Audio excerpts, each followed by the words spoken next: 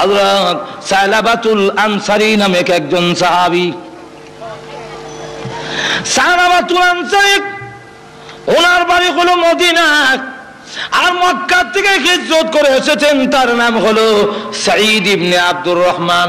এই দুইজনকে রাসূল ভ্রাতৃত্ব করে দিয়েছেন, তোমাদেরকে ভাই ভাই বানায়া দিলাম, এক ফ্যামিলিতে চলাফেরা করবে।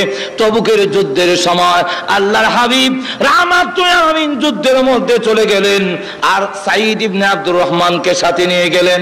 সালাবাতুল আনসারী রাদিয়াল্লাহু আনহু ওনার ফ্যামিলির দায়িত্ব গ্রহণ করে নিল, কিন্তু যুদ্ধে যাওয়ার পরে শয়তান প্ররোচনা দিয়ে সালাবাতুল আনসারীর সামনে তুলে ধরা হলো,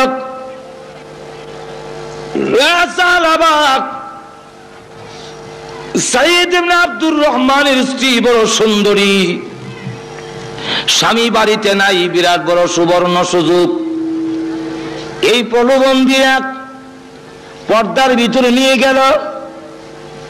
সালাবা ওই মহিলার হাত গিয়ে ধরেছে, যেই মাত্র টান দিল, মহিলা ডাক দিয়ে বলে, সালাবা রে,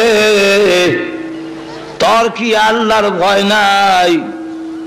কিয়ামতের মাঠে কি তুই আল্লাহর সামনে দাঁড়াবে না? তোর ভাইয়ের আমানতের খেয়ানত তুই কেমনে করবি? কিয়ামতের মাঠে আল্লাহর সামনে কি জবাব দিবে? বিশ্বাসঘাতকতা এবং জিনা যদি করস। এতটুকু বলার পরে সালাবাতুল আনসারীর অন্তরে জাহান্নামের আগুনের ভয় এসে গেল। হাত ছেড়ে দিয়ে দৌড়ে পাহাড়ের কাছে গিয়ে বৃক্ষের নিচে সিজদা দিয়ে কাঁদলেন, প্রভু অন্যায় করেছি, অপরাধ করেছি, মেহেরবানি করে তুমি মাফ করে দাও। এদিকে সাঈদ ইবনে আব্দুর রহমান যুদ্ধের ময়দান থেকে ফিরে আসলেন বাড়িতে, এসে দেখে সালাবাতুল আনসারী বাড়িতে নাই। তখন তিনি গেলেন, জিজ্ঞাসা করলেন, আমার ভাই সালাবা কোথায়? ওনার স্ত্রী বলেন, পূর্ব দিকে চলে গেছে। সালাবাতুল আনসারীর অনুসন্ধানে বের হয়ে গেল, গিয়ে দেখে পাহাড়ের ভিতরে গাছের নিচে সিজদা দিয়ে কান্দে, প্রভু গো, আমি গুনাহগার, তুমি গফফার, আল্লাহ তুমি যদি মাফ না করো, আল্লাহ আমি জাহান্নামের আগুন সহ্য করতে পারবো না। আল্লাহ কিয়ামতের দিন লাঞ্ছনা অপমান সহ্য করতে পারবো না, মেহেরবানি করে আমার জীবনের গুনাহ মাফ করে দাও। এমনি সাঈদ সালাবা মাথা উঠাক, আল্লাহর দরবারে তওবা করো, কোন গুনাহ করে থাকলে আল্লাহ রাব্বুল আলামিনের নাম গফুরুর রহিম, আল্লাহ রাব্বুল আলামিন তোমাকে maaf করে দিতে পারেন। সাহাবা ডাক দিয়ে কয়, ভাই সাঈদ, আমি বাড়িতে যাব না, আমার এই চেহারা আর দেখাবো না, তবে যদি আমাকে বাড়িতে নিতে হয় আমার দুইটা হাত গাড়ির সঙ্গে বেঁধে অপমানিত গোলামের নায়ে টেনে নিতে পারো, আমি আর মদিনায় যাব না। বাধ্য হইয়া সাঈদ রাদিয়াল্লাহু আনহু সালাবার দুইটা হাত গাড়ির সঙ্গে এইভাবে বাঁধলেন, বেঁধে যখন মরা লাশের মতো, যখন নাকি মরা লাশের মতো টানে, তারই মেঘ খামসা রাদিয়াল্লাহু আনহা দৌড়ে এসে রশি ধরে টানে আর কয়, বুড়া তো হয়েছে, বয়স তো কম হয় নাই, চরিত্র বুঝে এখনো বদলায় নাই। সুবহানাল্লাহ বলবেন না? আব্বা চরিত্র এখনো বদলায় না, আরেকজনের স্ত্রীর হাতে তুমি কেমনে ধরে? যে লোক নাকি আরেকজনের স্ত্রীর হাতে ধরে, এই লোককে এইভাবে অপমানিত গোলামের মতো টেনে নিতে হয়। বাড়ির কাছে যাওয়ার পরে ডাক দিল, সাঈদ, আমাকে বাড়িতে নেওয়ার আগে চলো, আবু বকর সিদ্দিকের দরবারে যাব, আবু বকরকে জিজ্ঞাসা করব, আমার মতো গুনাহগার যদি তওবা করে আল্লাহ রাব্বুল আলামিন মাফ দিবনি, আল্লাহ আমাকে মাফ দিবেন কিনা। আবু বকর সিদ্দিক রাদিয়াল্লাহু আনহুর কাছে গিয়ে দাঁড়িয়ে বলতে লাগলেন, আবু বকর, অন্যায় করেছি নফসের ধোঁকায়, শয়তানের ধোঁকায়, আমি যদি তওবা করি আল্লাহ রাব্বুল আলামিন আমাকে মাফ দিবেন কিনা। আবু বকর সিদ্দিক বলেন, মাফ দেওয়া না দেওয়া এটা আমার ব্যাপার নয়, আল্লাহ রাব্বুল আলামিনের ব্যাপার, আল্লাহ মাফ দিবেন কিনা আমি জানি না, তুমি আমার বাড়ি থেকে বের হয়ে যাও। রাস্তায় গিয়ে ডাক দিয়ে বলে, আরে সাঈদ, আবু বকর আমাকে বিদায় করতে পারে, আমি কিন্তু নৈরাশ হই না, আমাকে নিয়ে চলো ওমরের দরবারে, ওমরকে জিজ্ঞাসা করব, আমার মতো নাফরমান যদি তওবা করে আল্লাহ রাব্বুল আলামিন মাফ দিবেন কিনা? হযরত ওমর রাদিয়াল্লাহু আনহু আরো গরম, ওনার কাছে গিয়ে যখন বললেন, আবু বকর সিদ্দিক ওমর রাদিয়াল্লাহু আনহু বলেন, মাফ দিবেন কি দিবেন না আমি জানি না, তুমি আমার দরবার থেকে বের হয়ে যাও। তখন ওনার রাস্তায় বের হয়ে গিয়ে বলে, সাইদ আমাকে ওমর বিদায় করে দিতে পারে, আমি আল্লাহর রহমত থেকে নারাজ হব না, আমাকে নিয়ে চলো আলীর দরবারে, আলীকে জিজ্ঞাসা করব আমার মতো গুনাহগারকে মাফ দিবে কিনা। আলী রাদিয়াল্লাহু আনহু শোনার পরে তিনিও বললেন, মাফ দেওয়া না দেওয়া আল্লাহর ব্যাপার, আমি জানি না, আপনি আমার বাড়ি থেকে বের হয়ে যান।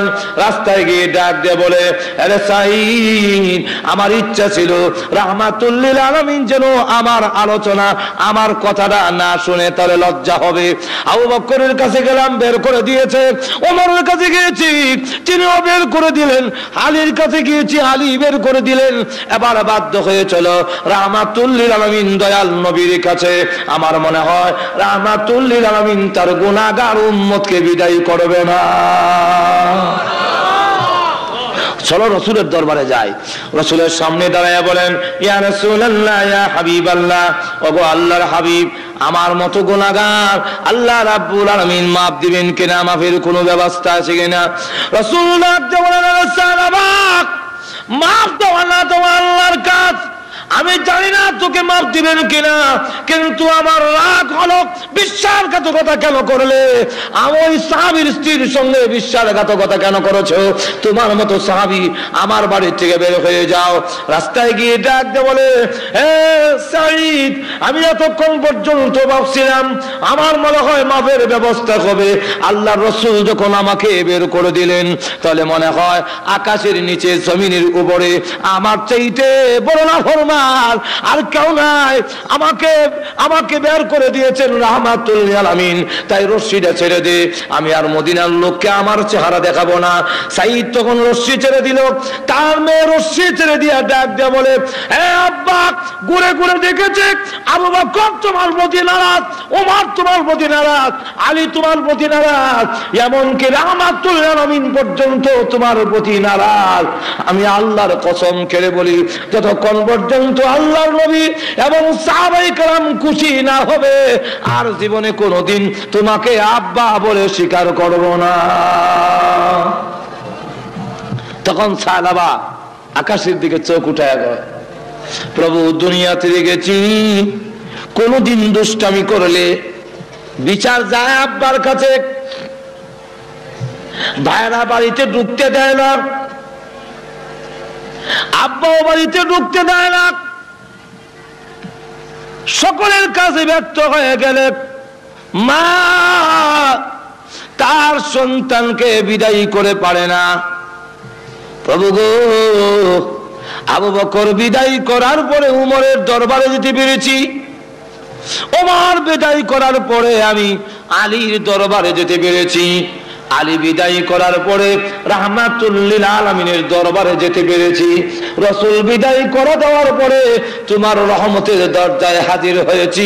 বলো না, তুমিও যদি তোমার গুনাহগার গোলামকে বিদায় করে দাও তাহলে তোমার এই বান্দা কার দুয়ারে গিয়ে আশ্রয় নিবে? আল্লাহ সকলে বিদায় করলেও তুমি তোমার গুনাহগার বান্দাকে বিদায় করতে পারো না। আবার গিয়ে পাহাড়ের ভিতরে সেজদা দিয়ে, গাছের নিচে সেজদা দিয়ে কান্দে। এই মুহূর্তে আল্লাহর পক্ষ থেকে কোরআনের আয়াত নাযিল হয়ে গেল, জিবরাইল হাজির হয়ে গেছেন, হাজির হয়ে বলেন, ওগো আল্লাহর নবী, এই মাখলুকগুলোর মালিক কে আপনি না আল্লাহ? রাসূল বলেন, মাখলুকের মালিক তো আল্লাহ। তো আল্লাহ যদি মাখলুকের মালিক হয়ে থাকে তাহলে সাহাবাকে আপনি কেন বিদায় করলেন? তার তামাম জীবনের গুনাহ এই মুহূর্তে আল্লাহ মাফ করে দিয়েছেন। যেই মাত্র এই কথা বলেছে এমনি রাসূল বলেন, আবু বকর একটু খুশ করে দেখো না আমার সাহাবা কোথায় আছে। হযরত উমর দাঁড়ায় বলেন, হুজুর আমাকে অনুমতি দেন, আমিও যাব, কারণ আমিও দোষী, আমার কাছে এসেছিল, আমি তাকে বিদায় করে দিয়েছি। হযরত আলী দাঁড়ায় বলেন, ইয়া রাসূলুল্লাহ, ইয়া হাবিবাল্লাহ, আমাকে অনুমতি দেন, আমিও যাব, কারণ আমিও দোষী। হযরত সালমান ফারসি রাদিয়াল্লাহু আনহু দাঁড়ায় বলেন, ওগো আল্লাহর হাবিব, আপনি আমাকে অনুমতি দেন, আমি মুরব্বী সাহাবী, আমার বয়স বেশি। আল্লাহর নবী উনি ইসলাম ধর্ম গ্রহণ করে সময় এত লম্বা হায়াত আর কোন উম্মতে সাহাবীদের মধ্যে, উম্মতে মুহাম্মদের মধ্যে কিয়ামতের আগ পর্যন্ত কেউ এত লম্বা হায়াত পাবে না। সালমান ফারসি ইসলাম ধর্ম গ্রহণ করে সময় ওনার বয়স হলো 120, ইন্তেকালের সময় ওনার বয়স হলো 350। আর তুদরে কন্যা সুবহানাল্লাহ, 350 ওনার বয়স। এই 350 বছর বয়সে আল্লাহু আকবার, হযরত সালমান ফারসি রাদিয়াল্লাহু আনহু বলতেছেন যে আমাকে অনুমতি দেন, আমিও যাব। এই 4 জন সাহাবী যখন নাকি হাজির হয়ে গেলেন, খুঁজতে খুঁজতে যখন ওই পাহাড়ের কাছে গেলেন, গিয়ে দেখে লোকেরা খেত কামারে কাজ করে। জিজ্ঞাসা করে, ভাইরা আমার, সায়লাবা নামে কোন লোক কি তোমাদের এই এলাকায় কোনোদিন দেখেছো? তখন লোকেরা বলে, সায়লাবাতুল আনসারী নামে কোন লোক চিনি না, তবে তোমাদের লোকটার পরিচয় বলো। লোক ওনারা বললেন, জাহান্নামের আগুনের ভয়ে কান্দে, কিয়ামতের মাঠের ভয়ে কান্দে, এমন কোন লোকের কোন সন্ধান কি তোমাদের নজরে পড়েছে? তখন তারা বলল, লোকটা দেখি নাই, কিন্তু আমরা ঘুমায় গেল ওই পাহাড়ের ভিতরে গুনগুন সুরে একটা লোক কাঁদতে থাকে, তার কান্নার আওয়াজে আমাদের ঘুম ভেঙে যায়, আমরা ঘুমাতে পারি না। আমাদের মনে হয় তোমাদের লোকটা সেই লোকটাই হবে। আবু বকর সিদ্দিক রাদিয়াল্লাহু আনহু বলেন, ওমর চল যাই, গিয়ে দেখি। তখন গভীর রাত্রে গিয়ে দেখে সাজদা দিয়া কান্দে, প্রভু গুনাহ করেছি, অন্যায় করেছি আল্লাহ, তবুও তো তুমি আমাকে সৃষ্টি করেছো, তোমার রহমতের দরজা থেকে যদি তাড়ায়া দাও, বলো না তোমার এই গুনাহগার বান্দা কার কাছে যাবে, কোথায় যাবে? এই অবস্থায় কাঁদতেছেন। আবু বকর সিদ্দিক রাদিয়াল্লাহু আনহু ডাক দিয়ে বলেন, ওরে সায়লাবা, মাথা উঠা। তখন তিনি ডাক দিয়ে বলেন, অন্ধকারে লোক চেনা যায় না, কিন্তু আওয়াজে বুঝতে পেরেছি তুমি আবু বকর। আমি আপনার কথায় আমি যাব না, আপনি না আমাকে বিদায় করে দিয়েছেন, যতদিন আল্লাহ আমাকে মাফ না দিবে আমি আর যাব না, মদিনায় লোকদেরকে চেহারা দেখাবো না। এমনি হযরত উমর ওই গর্তের পরে দাঁড়ায় বলেন, মাথা উঠা, আর কাউকে হবে না, আল্লাহ রাব্বুল আলামিন তোর জীবনের গুনাহ মাফ করেছে বলে এই মুহূর্তে কোরআনের আয়াত নাজিল হয়েছে। এমনি সালাবাতুল আনসারী মাথা উঠায় আর বলে, আল্লাহ সত্যি তোমার নাম রহমান রহিম, সকলে বিদায় করলেও তুমি তোমার গুনাহগার বান্দাকে বিদায় করে দিতে পারো না। সালাবাতুল আনসারী সহ 5 জন সাহাবী মদিনার দিকে রওনা দিলেন। মদিনার ভিতরে যখন ঢুকছে তখন হযরত বিলাল ফজরের আযান দেয়। মসজিদের ভিতরে ঢুকলেন, নামাজ আরম্ভ হয়ে গেছে। রাসূল নামাজের মধ্যে আরম্ভ করলেন, আলহাকুমুত তাকাসুর। যেই মাত্র আলহাকুমুত তাকাসুর বললেন, এমনি শোনা যায় বিকট চিৎকারের আওয়াজ। নামাজের মধ্যে সাহাবীরা কেঁপে উঠেছেন, এত বিশ্রী আওয়াজ কার? আবার রাসূল বললেন, হাত্তা যুরতুমুল মাকাবির। এমনি শুনে আরেকটা বিকট আওয়াজ। এই বিকট চিৎকারে সাহাবীদের মধ্যে কম্পন শুরু হয়ে গেছে, কাঁপতে লাগলেন। এমন বিশ্রী আওয়াজ কে দিল? নামাজের সালাম ফিরানোর পরে আসসালামু আলাইকুম রাহমাতুল্লাহ, আসসালামু আলাইকুম রাহমাতুল্লাহ। পিছনের দিকে তাকায়া দেখেন সালাবাতুল আনসারী জমিনে পড়ে গড়াগড়ি করতেছে। আল্লাহর হাবিব দৌড়ে গেলেন, কাছে যাওয়ার পরে এমনি নড়াচড়া বন্ধ হয়ে গেছে। রাসূল বলেন, সালমান আমার সালাবার ফালস পরীক্ষা করে দেখো, মুখে পানি দাও, মাথায় পানি দাও। এমনি সালাবাতুল হযরত সালমান ফারসি রাদিয়াল্লাহু আনহু ফালস পরীক্ষা করে বুকে হাত দিয়ে বলেন, আল্লাহর নবী আপনার সাহাবী সালাবাতুল আনসারীর মুখে আর পানি দেওয়ার কোনো প্রয়োজন নাই, মাথায় পানি দেওয়ার প্রয়োজন নাই। সালাবাতুল আনসারী কলিজা ফেটে চিরদিনের জন্য এই পৃথিবী থেকে বিদায় হয়ে গেছে। রাসূল তখন বলেন, তোমরা গোসল দাও, কাফন পরাও, আমি রাসূল নিজে তার জানাজার নামাজ পড়াবো। এই মুহূর্তে দৌড়ে তার মেয়ে খামসা রাদিয়াল্লাহু আনহা বুকে জড়ায়া ধরলেন, আব্বা গো, আমি অন্যায় করেছি, আমি অপরাধ করেছি, আমি বলেছিলাম সাহাবীরা খুশি না হলে তোমাকে আব্বা বলে স্বীকার করবো না। তুমি তোমার অঙ্গীকার পুরা করেছো, রাসূলকে খুশি করেছো, সাহাবায়ে কেরামকে খুশি করেছো, এমনকি আল্লাহকে পর্যন্ত খুশি করেছো। কিন্তু আমি যে জীবনের জন্য আমার আব্বা হারালাম, আমি আর জীবনে কাকে আব্বা বলে ডাকবো, আমি আর কাকে আব্বা বলবো? এইভাবে যখন কাঁদতে লাগলেন, রাসূল কাছে গিয়ে বলেন, খামসানা, আর কান্দিস না, তোর কান্না আমার বুকে দারুণ ব্যথা হয়, দারুণ কষ্ট হয়। যদিও সালাবাতুল আনসারী পৃথিবী থেকে বিদায় হয়ে গেছেন, আমি মুহাম্মদ তো বিদায় হয়ে যাই নাই, বাকি জিন্দেগীর জন্য আমি রাসূল তোর আব্বা হয়ে গেলাম। যেই মাত্রই কথা বললেন, রাসূল বলেন, তোমরা কাফন পরায় নাও। কাফন পরালেন, রাসূল নিজে জানাজার নামাজ পড়ালেন। লাশ সামনের দিকে যায়, রাসূল লাশের সাথে সাথে কবরস্থানের দিকে যাচ্ছেন, কিন্তু উকি দিয়ে হাঁটেন, পা গুলো উকি দিয়ে কালো আঙ্গুলে ভর দিয়ে দিয়ে সামনের দিকে যাচ্ছেন। খলিফাতুল মুসলিমিন ওমর তিনি ডাক দিয়ে বলেন, ইয়া রাসূলুল্লাহ, ইয়া হাবিবাল্লাহ, আপনার পাটা জমিনে ফালান না কেন? আঙ্গুলে ভর দিয়ে হাঁটলে এত তো আপনার কষ্ট হয়, আপনি পুরা পা জমিনে ফালান না কেন? রাসূল বলেন, এ ওমর, জানো না আমার সাহাবার তওবা আল্লাহর দরবারে এমন ভাবে কবুল হয়েছে, আল্লাহ খুশি হইয়া তার জানাজার আশেপাশে এবং এই এলাকার ভিতরে এত রহমতের ফেরেশতা নাযিল করেছে, আমি পুরা পাউটা জমিনে লাগাবো, এতটুকু জায়গা এই এলাকার ভিতরে খালি না। ভাইরা আমার, এই হলো সাহাবায়ে কেরামের অবস্থার পরিবর্তন। এই পরিবর্তনটা করেছে রাসূলের উত্তম চরিত্রে, মহান চরিত্রে। যখন কে চরিত্রে? সুতরাং বিশ্বের মানুষেরা, তোমরা যদি ইহকালে এবং পরকালে মুক্তি পেতে চাও, তাহলে মুহাম্মদুর রাসূলুল্লাহর আদর্শকে অনুসরণ করো, রাসূলের জীবনীকে তোমরা অনুসরণ করো। রাসূলের জীবনীতে রয়েছে তোমাদের জন্য উত্তম নমুনা, কারণ রাসূলের জিন্দেগিতে কোনো মিথ্যা কথা, আরো যখন মিথ্যা কথা। মহান চরিত্র কাকে বলে? আল্লাহু আকবার। এই চরিত্র একমাত্র রাসূলের, কারণ জীবনে কাউকে গালি দিবে দূরের কথা, ওনাকে কেউ যদি আঘাত করছে রাসূলের কাছে দেয়া যায়, হলো আপনার মরণ হোক। মা আয়েশা বলেন, বেয়াদব, তোর মরণ হোক। রাসূল বলেন, আয়েশা, জীবনে কোনোদিন কাউকে এমন শক্ত কথা বলবে না, আল্লাহ নম্র এবং ভদ্রকে ভালোবাসে। যেরকম ঠিক না, ঠিক না, আরো যেরকম ঠিক না।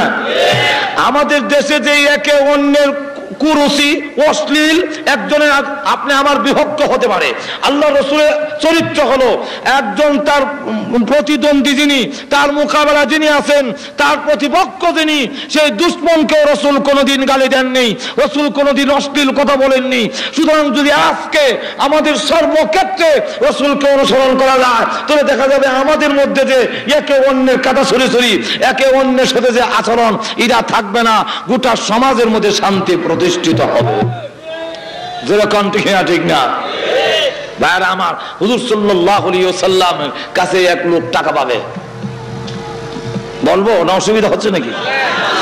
টাকা পাবে, রাসূল তার কাছ থেকে কর্জ আনছিলেন, ঋণ আনছিলেন। মনে করেন দেওয়া হবে, আজকে যেমন শুক্রবার গেল, আগামী সোমবারে দেওয়া হবে। সে রবিবারে কি রাসূলের গলার মধ্যে একটা চাদর পেঁচানো, চাদরের এক মাথার ধরে পিছন থেকে এমন সজোরে টান দিল, রাসূলের গলার ফাঁসি লেগে গেছে। ফাঁসি লাগছে বলে তো চেহারার রং পরিবর্তন হয়ে গেছে, আর চোখগুলো চোখের মধ্যে রক্ত জমে গেছে। রাসূল পিছনের দিকে তাকায় দেখলেন হাওলাদার, ওহো তুমি আসছো, আচ্ছা ঠিক আছে। খলিফাতুল মুসলিমিন উমর রাগে গুসায় সহ্য করতে না পারে, বেয়াদব কোথাকার, রাসূলের সামনে রাসূলের পারমিশন ছাড়া আমরা কিছু করি না, আর না আমি তোর দেহ থেকে মাথা এখন বিচ্ছিন্ন করে দিতাম। যেরকম ঠিক না? রাসূলকে গালি দিলে সাহাবীরা ছেড়ে দিব? না, ছেড়ে দিবে? আল্লাহু আকবার।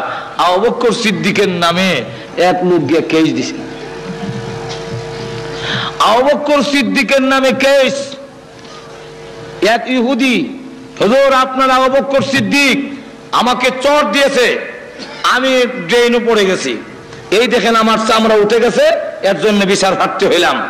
রাসূল বলেন নামটা ভুল করেছো, নামটা মনে হয় আবু বকর নয়, নামটা উমর হবে। কারণ চর দেওয়া উমরের কাম, আবু বকর করে চর দেয় না।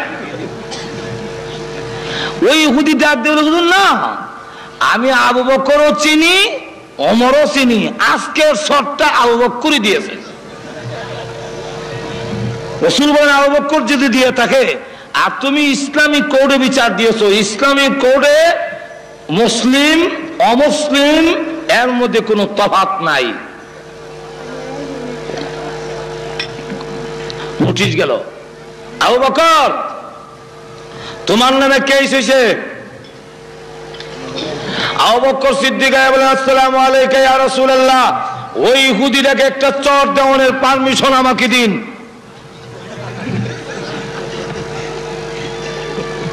রাসূল বলেন আমি তো আগের চরটা বিশ্বাস করি নাই, কিন্তু এখনের কথায় বোঝা যায় আগের চরটা তুমি যে দিছো এতে কোনো সন্দেহ নাই। মাজর এখন ঠিক না? যেই মাত্র এই কথা বলেছে এমনি আবু বকর বলেন জি হুজুর, আগের তো আমি দিছিলাম। তো তুমি তো জীবনে কোনোদিন গালি দাও না, কাউকে আঘাত করো না, আজকে তুমি কেন চর দিলে? আবু বকর সিদ্দিক বলেন ইয়া রাসূলুল্লাহ ইয়া হাবিবাল্লাহ, ওই যে যাকাত দেওয়ানোর আয়াত নাযিল হয়েছে, কর্জা দেওয়ানো ইউকরিদুল্লাহ করদান হাসানা, আল্লাহ যে বলছেন আমাকে কর্জে হাসানা দাও, ঋণ দাও, আল্লাহ যে বলছেন আমারে দান করো, এইগুলো আয়াত নাযিল হওয়ার পরে এই ইহুদিটা আরেকটা ইহুদির কাছে আমাকে শোনায়া বলে, জোরে জোরে বলে, এতদিন জানতাম মুহাম্মদ আব্দুল্লাহর বেটা, মুহাম্মদ হলো দরিদ্র ফকির, আর এখন থেকে যে আয়াত নাযিল হচ্ছে এতে বোঝা যায় মুহাম্মদের আল্লাহ ফকির, আমরা হইলাম ধনী। জোরে কন্যা নাউযুবিল্লাহ। আবু বকর সিদ্দিক বলেন ইয়া রাসূলুল্লাহ ইয়া হাবিবাল্লাহ, আমার সামনে আমার আল্লাহকে ফকির বলে গালি দিবে, আমার সামনে আমার নবীজিকে ফকির বলে গালি দিবে, আর আমি সহ্য করবো? তা ইমানের লক্ষণ হতে পারে না। সত্যিকারের উম্মত যদি হয়ে থাকে, রাসূলের বিরুদ্ধে কোনো কথা যদি হয়, ইসলামের বিরুদ্ধে যদি কোনো কথা হয়, আর রক্ত দেওয়ার জন্য রাজপথে যদি দাপায়া পড়ে, সে সত্যিকারের আশিকে রাসূল। যেরকম ঠিক না? ঠিক না? আরো যেরকম ঠিক না? কোথাও কোনো হাউজি বাম্পার এক্সিবিশন, কোন জুয়া এবং অন্যায় মদের আড্ডাখানা যদি বসে, আর আপনি যদি নীরব ভূমিকা পালন করেন, সেখানে আশিক রাসূল হতে পারেন না। যেরকম ঠিক না? ঠিক না? অন্যায়ের প্রতিবাদে যারা গর্জে উঠে যে আল্লাহ রসুলকে আমি ভালোবাসি, সুতরাং আল্লাহ রসুল ওইগুলো পছন্দ করেন নাই, আমিও পছন্দ করি না। যেরকম ঠিক না? হ্যাঁ, আমার লক্ষ্য করে দেখুন, আবু বকর সিদ্দিক কয় আমার কাফেররা বহু গালি দিছে, আমার কলিজার টুকরা আদরের সন্তান হযরত আয়েশার উপরে ওরা জিনার তহমত উঠাইয়া দিয়েছে, কিন্তু আমি সহ্য করেছি, গালি দেইনি, বর্দা। কিন্তু রসুলকে দিলে যেরকম ঠিক না? কোথায় নাকি গালি দিছে আল্লাহ এবং তোর রসুলকে? এই ইহুদি, আচ্ছা আমার না ওই গালি দিলে, কিন্তু আল্লাহর মধ্যে তো কোনো ইখতিলাফ নাই, আল্লাহ তো তোমরা যেরকম ঠিক না? ইহুদিরা কি আল্লাহ মানে না? আর তুই যেরকম মানে না? তো ইহুদি তুমি তো আল্লাহ মানো, আল্লাহ কি ফকির বললে কেন? এমনি সেই ইহুদি লোকটা তারা কয় ওগো আল্লাহর নবী, আমি জীবনে আল্লাহকে গালি দিই না, আল্লাহকে গালি দিব? আমি কি পাগল নাকি? রাসূল বলেন আবু বকর, তুমি বলতেছো গালি দিয়েছে, সে বলে গালি দেয় নাই। এখন এই যে ইখতিলাফ লাগলো, এখন তো কোর্টে কেস হয়ে গেছে। আবু বকর সিদ্দিক বলেন হুজুর, আমার নাম যে শেহদা সিদ্দিক উপাধি, যার অর্থ হলো চিরন্তন সত্যবাদী, এটা আল্লাহর পক্ষ থেকে তো আমার লাগানো হয়েছে। আপনি তো জানেন আমি মিথ্যা বলি না। রাসূল বলেন খুব জানি, খুব জানি তুমি মিথ্যা বলো না, কিন্তু কোর্ট তো এই সিদ্দিক দিয়ে চলে না, কোর্ট তো নীতিমালা আছে। মাজর এখন ঠিক না? কোর্টের ইসলামী কোর্টের বিধান হলো আল বাইয়িনাতু আলাল মুদ্দাই ওয়াল ইয়ামিনু আলা মান আনকার। ইসলামী কোর্টের নীতিমালা হলো যে নাকি বাদী হবে তার পক্ষে দুইজন সাক্ষী উপস্থাপন করতে হবে, বিবাদীর উপর দুইজন সাক্ষী লাগবে। তোমার আর যদি সাক্ষী না থাকে, বিবাদী বলবো আল্লাহর কসম আমি করি নাই, কেস ডিসমিস, এখন তুমি সাক্ষী উপস্থাপন করো। কয় হুজুর আমার সাক্ষী নাই। কিন্তু ঘটনা সত্য। ঘটনা সত্য হলে কি সাক্ষী নাইলে তো ঘটনা প্রমাণিত হবে না। তখন কয় হুজুর সাক্ষী নাই। এখন যদি আপনি আমাকে, আমি আল্লাহ এবং তার রাসূলের ভালোবাসার প্রমাণ দেখাইছি, এখন যদি এতে আমার ফাঁসির কাষ্টে ঝুলতে হয় 1000 বার আমি রাজি আছি। রাসূল বলেন রাজি থাকলে প্রস্তুত হও, তোমার বিপক্ষেই আমি রায় দেব।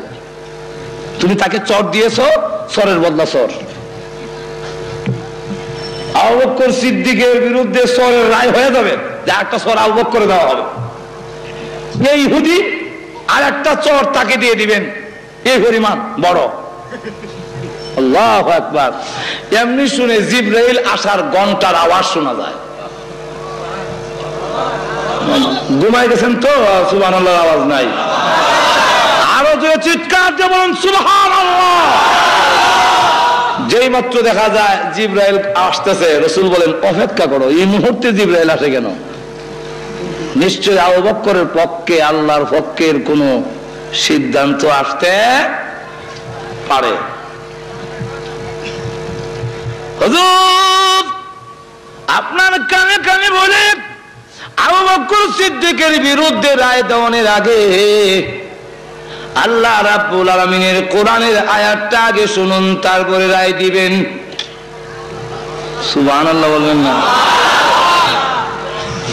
আবু বকর সিদ্দিকের পক্ষে আল্লাহ কোরআনের আয়াত নাযিল করেছেন, লাকাদ সামিআল্লাহু কওলাল্লাযীনা ক্বালু ইন্নাল্লাহা ফাকীরুন ওয়া নাহনু আগনিয়া। হ্যাঁ নবী, আবু বকর সিদ্দিকের দুনিয়ার কোন সাক্ষী না থাকলেও আমি স্বয়ং আল্লাহ আবু বকরের পক্ষে সাক্ষী হয়ে গেলাম। এই ইহুদি যে আল্লাহকে ফকির বলে গালি দিয়েছেন, আল্লাহ বলেন লাকাদ, লাম তাকিদ, এটা আরবিতে আবার গ্রামার আছে। লাম তাকিদ অর্থাৎ নিশ্চয়তাবোধক শব্দ আল্লাহ ব্যবহার করলেন একবার, এরপরে আবার বলেন কাদ তাকিদ, এরপরে লাকাদ সামি আল্লাহ, দুইবার আল্লাহ নিশ্চয় নিশ্চয় আল্লাহ শ্রবণ করেছেন তাদের কথা। কাদের কথা? যারা বলছেন আল্লাযীনা ক্বালু ইন্নাল্লাহা ফাকীরুন, নিশ্চয় আল্লাহ ফকির, ওয়া নাহনু আগনিয়া, আমরা হইলাম ধনী। এই কথা যে বলছেন আল্লাহ কুদ্দুতি কান দিয়া শুনছেন। এখন আপনি কেমনে রায় দিবেন, এটা আপনার ব্যাপার। রাসূল বলেন কিরে ইহুদি, আগে দিন না করছিলে, আমাদের আল্লাহ কয় গালি দিছ। আমি কি আর জানি আমার নামে যেমন আয়াত নাযিল হইব? চিন্তা করেন কি পরিমাণ বাটপার।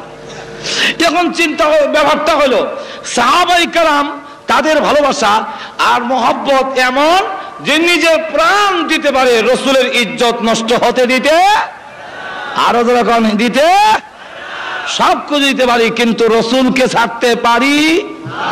আল্লাহু আকবার। সাহাবায়ে কেরাম মা ছাড়তে রাজি, বাবা ছাড়তে রাজি, আত্মীয় স্বজন ছাড়তে রাজি, কিন্তু নবীজি ছাড়তে রাজি না। যুদ্ধের হিজরতের সময় মক্কা থেকে মদিনা যায় এক সাহাবী, ওনার নাম আবু সালমা। উনি সন্তান আসছিল এবং সে গোষ্ঠীর লোকেরা সন্তান আটকাই দিছে, আর শ্বশুর গোষ্ঠীর লোকেরা ওনার বউ নিয়ে গেছে। উনি দ্বারা কাফেরেরা, তোমরা মনে করছো আমার বউ নিয়ে গেলে, আমার সন্তান নিয়ে গেলে আমি মদিনায় হিজরত করব না, ধন সম্পদ যা আছে সব মদিনায় রেখে আসছি। আর এখনের কথা হলো, শোনো, এখন কথা হলো যে আমার সন্তান আটকাই দিয়েছো, আমার স্ত্রী আটকাই দিয়েছো, তোমরা জানো না আল্লাহর রাসূলকে যে আমরা কত ভালোবাসি।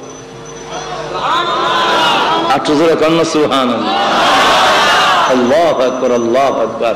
আল্লাহর রাসূলকে যে কত ভালোবাসি এটা তোমরা তো জানো না। আমার নিজের প্রাণের চাইতেও আল্লাহর রাসূলকে আরো কোটি গুণ, আরো যখন কোটি গুণ। আমি রাসূলকে আগে অনুসরণ করব কেন? রাসূলের জীবন আদর্শ আমার অনুসরণ করো, এবং এটা করলে আমি কেন করব, কেন করতাম,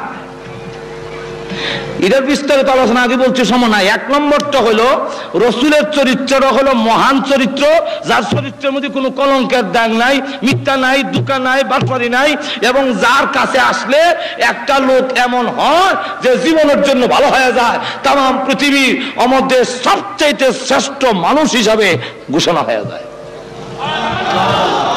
যেরকম ঠিক না? তাহলে এক নম্বর, আর বিস্তারিত বলতে গেলে তো অনেক লম্বা সময় লাগবে। এক নম্বর হলো ওয়া ইন্নাকা লাআলা খুলুকিন আযীম। আল্লাহ রাব্বুল আলামিন হলেন আমার রাসূলের সার্টিফিকেট আমি দিলাম। পৃথিবীর কোন নেতা, কোন মহান ব্যক্তিত্ব যারা বড় বড় লোক আছে, এরা কারো আল্লাহর পক্ষের সার্টিফিকেট নাই, কিন্তু রাসূলের পক্ষে আল্লাহ রাব্বুল আলামিন সার্টিফিকেট দেন। আমার রাসূল হলো মহান চরিত্রের অধিকারী। যেই ঘটনাটা বলতেছে সেটা আমি দেখো এলাই, মনে আছে তো আপনাদের? সেটা বলি। ওই যে উমর বললো যে রসুল যদি না থাকতো সব দাঁত ছড়া দিলাম বলে, যেরকম ঠিক না? তো রসুল বলেন না ওমর, তার দেওয়ার তারিখ হলো সোমবার, একদিন আগে এসে এলে অসুবিধা কি?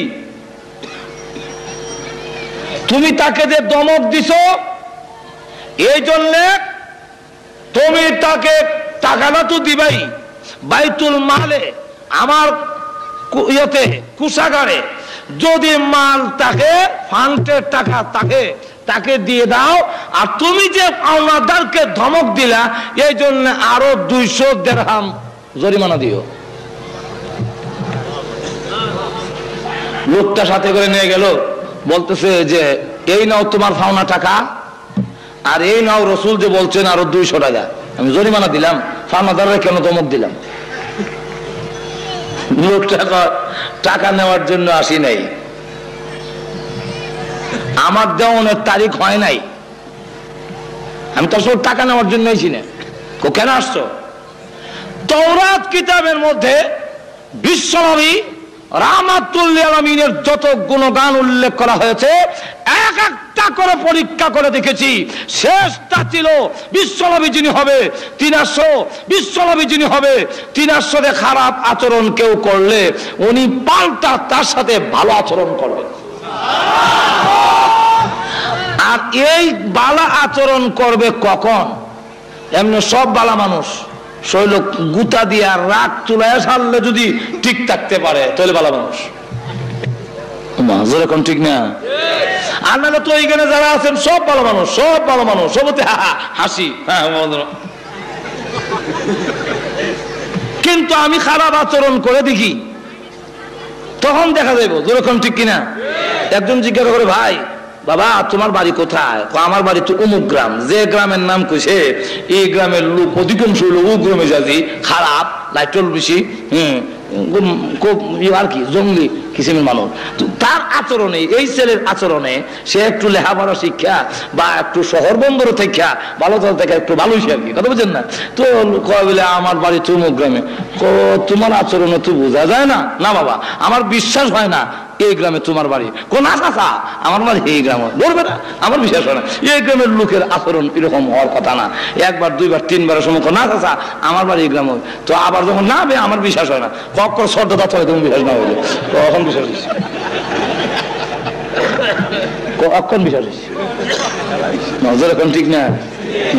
এখন বোঝা গেল তো রাগ না চুলাইলে তো বোঝা যায় না। আল্লাহ রসুল সাল্লাল্লাহু আলাইহি ওয়াসাল্লাম তখন বলতেছেন, ওই ইহুদি বলতেছে রসুলের রাগ না চুলাইলে তো বুঝবো না, আমার খারাপ আচরণ না করলে তো ভালো হবো কেমনে? এই জন্য আমি পিছনের চাদর ধইরা এমনি জোরে টান দিলাম, দিয়া বললাম টাকা আনবার সমানো দিবার সময় বুঝি মনে থাকে না। এই কথা বলার পরে আমার ভাবনা হইলো 2টা চোর, যেরকম ঠিক না ঠিক না? কিন্তু চোর না দিয়ে আল্লাহ রসুল সাল্লাল্লাহু আলাইহি ওয়াসাল্লাম আমাকে বললেন, মুস্কি হাসি দিয়া বললেন, আরো বললেন জরিমানা দেওয়ানোর লেগে, আপনি যে দমক দিচ্ছেন ওটার জন্য জরিমানা দেওয়ান। এতে বোঝা গেল, প্রমাণিত হইল পরীক্ষায় পাস করলো উনি বিশ্ব নবী, উনি রাহমাতুল লিল আলামিন। সুতরাং আর একটা মুহূর্ত দেরি করতে চাই না, টাকা নেওয়ার জন্য আসি নাই, আমি এসেছি ইসলাম ধর্ম গ্রহণ করার জন্য।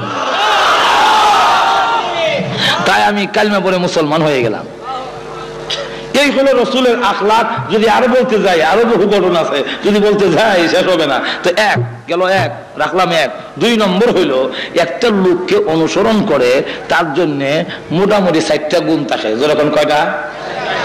কোন লোক যদি সুন্দর হয় তো তার পিছিয়ে পিছিয়ে মানুষ ঘুরে। গাজীপুর মনে এরকম নাই, সুন্দরের পাগল মনে নাই। সুন্দরী মহিলার জন্য বেদের মেয়ে জুস নাই আমার, বেদের মায়া আমি তো গান জানিও না, দেখছিও না, শুনি না, কিন্তু মাঝে মাঝে শুনি। একদিন এক ছেলে দেখি এমন প্রিয় ছিল, ছোট্ট একটা বাচ্চা দেখি এরম করে কি করে বেদের মেয়ের জুস্তায় আমায় পাগল করে আছে। এই বেদের মেয়ের জুস্তায় আমার পাগল করে আছে, বেদের মেয়ে সুন্দর দিকে পাগল হয়েছে বাদ দিয়া যা যাব। সুন্দরের জন্য একজন আরেকজনকে অনুসরণ করে, পুরুষ হোক নারী হোক, জোরে কণ্ঠে খেয়া ঠিক না, সুন্দরের জন্য তার কাছে সবকিছু ছেড়ে দিয়া। ও বিশ্বের মানুষেরা, সুন্দরের কারণে যদি কাউকে অনুসরণ করতে হয় তাহলে একমাত্র ব্যক্তি হলো মুহাম্মদুর রাসূলুল্লাহ সাল্লাল্লাহু আলাইহি ওয়াসাল্লাম। মুহাম্মদের চাইতে সুন্দর আকাশের নিচে জমিনের উপরে আল্লাহর কাউকে সৃষ্টি করেন না। সুতরাং রসুলের সুন্দর। হাসান হুসাইন বলে না না এই করতে ওই করে যাবো, একটু লাইট দেন না, অন্ধকার। রসুল বলেন লাইট দেবো করতে গিয়া, চুলা তো আগুন নাই, তোমরা আবার লাইট দেবো, তবে আমি যাওয়ার ব্যবস্থা করে দিই, যাও তো। কেমনি করবেন? রসুল এমনি মুচকি হাসি দিলেন। যে মাত্র মুচকি হাসি দিছেন, হাসান হুসাইন রাদিয়াল্লাহু আনহুমা বলেন যে আমরা এই ঘর থেকে ওই ঘরে আলুর মাঝখান দিয়ে দৌড়ে চলে গেছি।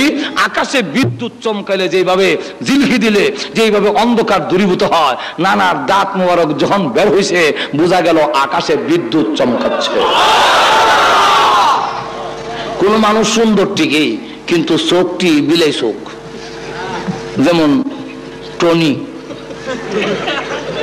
কোন মানুষ সাদা ঠিকই, কিন্তু দেখতে বানরের মতো, যেমন বুশ। যেরকম ঠিক না, ঠিক না। কোন মানুষ আমরা দলা ঠিকই, তা দলা দেখেছি আমি দেশ। কোন মানুষ দলা ঠিকই, কিন্তু তার গাল চাবার ভিত্তে ঢুকিয়া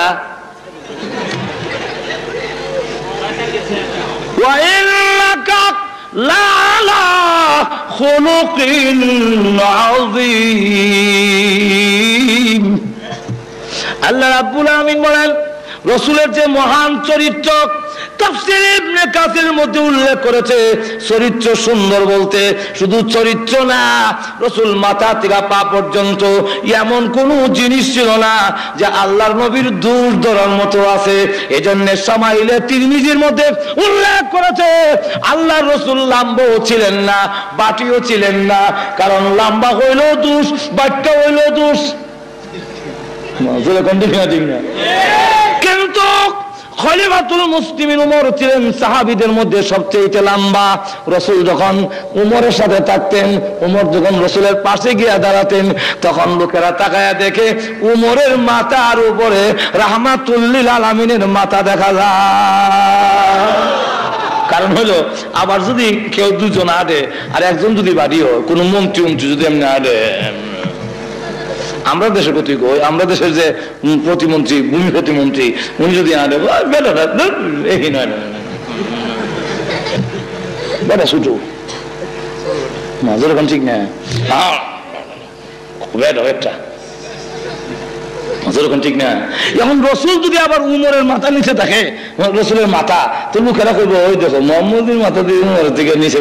এই জন্য এটা ছিল মুজিজা, যত লম্বাই আসুক রসুলের সামনে রসুল বড় হয়ে যেত। আবার মাপলে দেখা যায় লম্বা তো করে না, বাচ্চা তো করে না। আল্লাহু আকবার। এখন যদি এগুলো বলতে যায় অনেক লম্বা সময় দরকার, তো এক নম্বর হলো সুন্দরের কারণে যদি অনুসরণ করো। আল্লাহু আকবার। দুইটা সুন্দরের ওয়াজ করলো তুই যথেষ্ট। দাঁত মুবারকের কথা বললাম আর চেহারা মুবারকের কথা। কোন স্ত্রী যদি স্বামীকে সুন্দর বলে, আসল সুন্দর যেরকম ঠিক না। জামাই যদি ফির হয় তো জামাইরে বড় ফির করতে রাজি না। এক লোক ফির, তার স্ত্রী বলতেছে যে আমরা তো ফির ঠিক হই, কিন্তু ওই বাড়ির যে ফির উনি বড় ফির। কেমনি বুঝছো? দেখছি উপর দিয়ে যায় সময় উড়াল দেওয়া যায়, এক দেশ থেকে আরেক দেশে উড়াল দিয়ে চলে যায়। তো স্বামী বলতেছে না এই ফির তো আমি ছিলাম।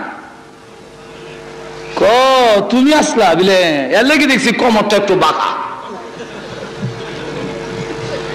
সে কেন তো স্বামীকে খুব তাড়াতাড়ি একটা মানা, কিন্তু মা রাদিয়াল্লাহু আনহা বলেন আমার স্বামী রাহমাতুল আমিন এত সুন্দর, ইরশাদুল কারি ইলা সহিহুল বুখারী, ওই বুখারীর ব্যাখ্যা গ্রন্থের মধ্যে লিখেছে মা আয়েশা বলেন অন্ধকার রজনীতে আমার করে এশার নামাজের পরে আল্লাহর নবী যখন প্রবেশ করতেন তখন রাসূলের চেহারার সামনে একটা সুইচের ছিদ্র দিয়া আমি সুতা ঢুকাইতে পারতাম।